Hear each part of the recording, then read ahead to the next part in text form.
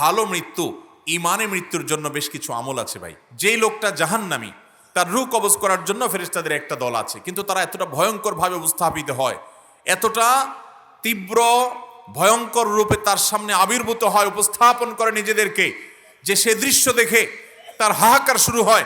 আশেপাশে মানুষগুলো টের পায় না, কিন্তু সে ঠিকই টের পায়। একজন মানুষ যখন মারা যায়, সে কি বুঝতে পারে যে সে মারা গেছে, বা কখন বুঝতে পারে? ভাইরা আমার, মানুষের মৃত্যুর ঠিক শেষ মুহূর্তে যখন তিনি মৃত্যুবরণ করেন নাই, আল্লাহ তাআলার পক্ষ থেকে নিযুক্ত ফেরেশতারা হাজির হয়ে যান। নবী আলাইহিস সালামের দীর্ঘ একটা হাদিসে তিনি এর বিবরণ দিয়েছেন। এটা অদৃশ্যের জগতের বিষয়, যেটা আমরা দেখতে পাই না। এটা জানার একমাত্র উপায় হলো ওহী। আল্লাহ তাআলা স্বয়ং ওহীর মাধ্যমে নবীজি সাল্লাল্লাহু আলাইহি সাল্লামকে জানিয়েছেন, তার মাধ্যমে আমরা জেনেছি। এটি আমাদের জানার সূত্র, কারণ এটা দেখার জিনিস না, আলমুল গায়েব বা অদৃশ্যের জগতের বিষয়। ওহী নির্ভর জ্ঞান ছাড়া এ বিষয়ে জানার কোনো উপায় নেই।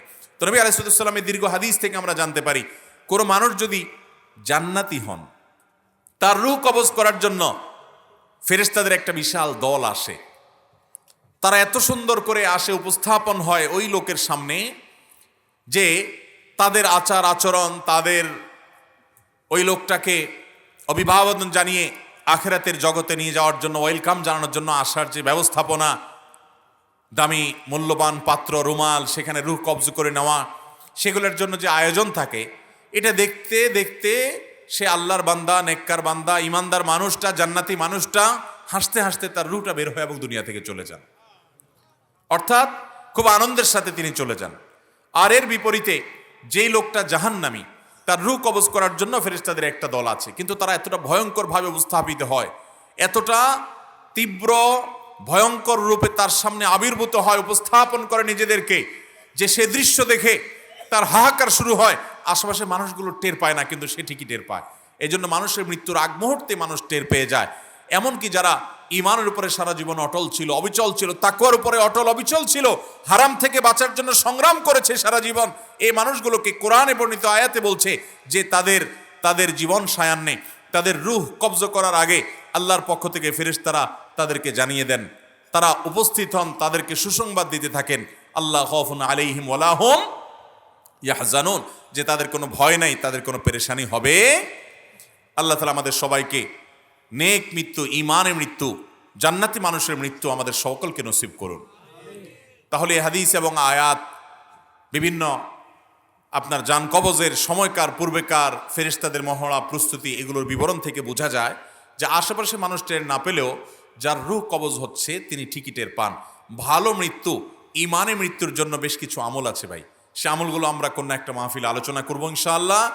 এই ইমানে মৃত্যুর জন্য একটা কমন আমল হলো যে আমরা সবসময় ইমান এবং নেক আমলের উপরে, ফরজ কাজ করার উপরে, এই যে ফজরের সময়, শীতের সময় ফজর নামাজ পড়া কষ্টকর, কিন্তু কষ্ট উপেক্ষা করে হলেও করবো। এইভাবে আপ্রাণ যদি চেষ্টা করে যান, নিজের সঙ্গে নিজে লড়াই করে যদি আল্লাহর ফরজ বিধান মানেন, হারাম থেকে বাঁচার চেষ্টা করেন, আপনার মৃত্যুর সময় ইমান সাথে নিয়ে আপনি যেতে পারবেন ইনশাআল্লাহ।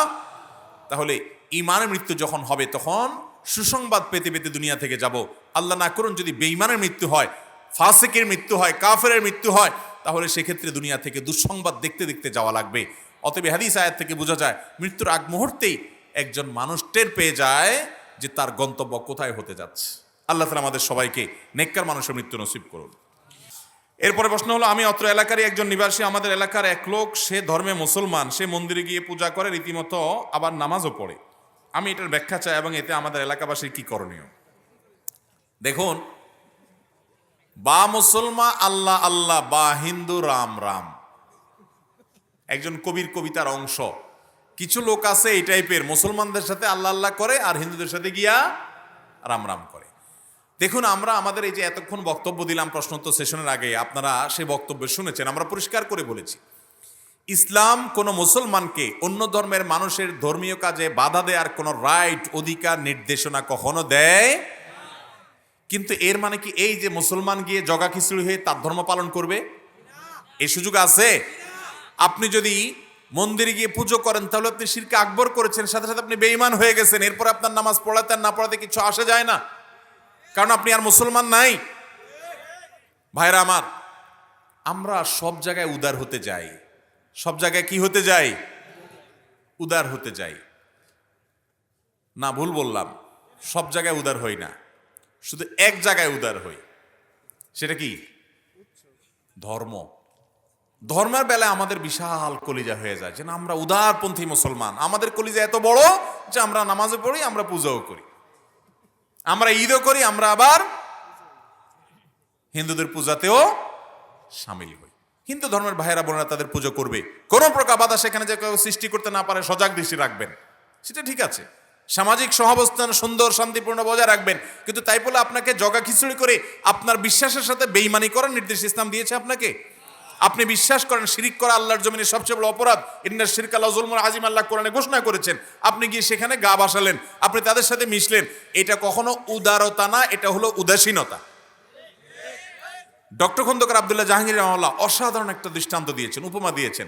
আমাদের দেশের একেবারে সাধারণ রিকশাওয়ালা দিনমজুর থেকে নিয়ে উচ্চপদস্থ কর্মকর্তা পর্যন্ত আমরা সবাই সবচাইতে ভালো বুঝি যেটা, সেটার নাম রাজনীতি। এদেশে মানুষ সবচেয়ে ভালো বুঝে কি? চায়ের দোকানে অশিক্ষিত মানুষও দেখবেন বসে বসে রাজনীতির খুব গুরুত্বপূর্ণ বিষয়গুলোতে, ভাই আমরা সবচাইতে ভালো বুঝি রাজনীতিটা। আচ্ছা, আমাদের সাংবিধানিক অধিকার হিসাবে সকল দল যার যার রাজনৈতিক কাজ পরিচালনা করতে পারে, অধিকার আছে না নাই? কিন্তু এক দলের লোক অন্য দলের রাজনৈতিক অনুষ্ঠানে যদি যায় হাজির হয়, এটাকে কি উদারতা হিসাবে দেখে না মুনাফিকি হিসাবে দেখে? কিরে এই তো এই দলের না, কিন্তু ওই দলের সাথে গোপন বৈঠকে কেন গেল? তাহলে এটা মুনাফিকি বলে না? ঠিক একইভাবে একজন মুসলমান, তার ভিতরে ঈমান থাকবে, ঈমানি চেতনার কারণে সে কি করবে? এক আল্লাহর ইবাদত করবে, শিরিক করবে, এবং শিরকে সবচেয়ে বড় অপরাধ এবং জঘন্য অপরাধ হিসেবে জানবে। সে যদি মুসলমানদের সাথে ইবাদতবন্দি করে আবার শিরিকও করে, তাহলে এটা জগা খিচুড়ি হয়ে গেল। এই জগা খিচুড়ি কখনো আল্লাহর কাছে গ্রহণযোগ্য হতে পারে, এর কারণে মানুষ বেঈমান হয়ে যায়। অতএব ভাইরা আমার, এই উদারতার নামে উদাসীন হওয়া যাবে। আমরা দুনিয়াটা খুব ভালো বুঝি, আপনার পকেট আপনার, আমার পকেট আমার। এটা তো বলেন না ভাই, আমার পকেট আমারও আপনারও, নেন সবাই মিলেজুলে নেই। আপনার পকেটও আমারও এবং আপনারও, এখানে তো বুঝেন না। বরং এখানে তো ঠিকই উদারতা, তথাকথিত উদারতা না দেখায় নিজেরটা বুঝেন, পরেরটা বুঝেন। দিনের ব্যাপারে, ইসলামের ব্যাপারে আমরা এরকম উদাসীন হয়ে যাওয়ার সময় আল্লাহ তাআলা আমাদেরকে এই সমস্ত শিরকপূর্ণ এবং এই সমস্ত বিভ্রান্তি এবং গোমরাহি থেকে বেঁচে থাকার তৌফিক দান করুন।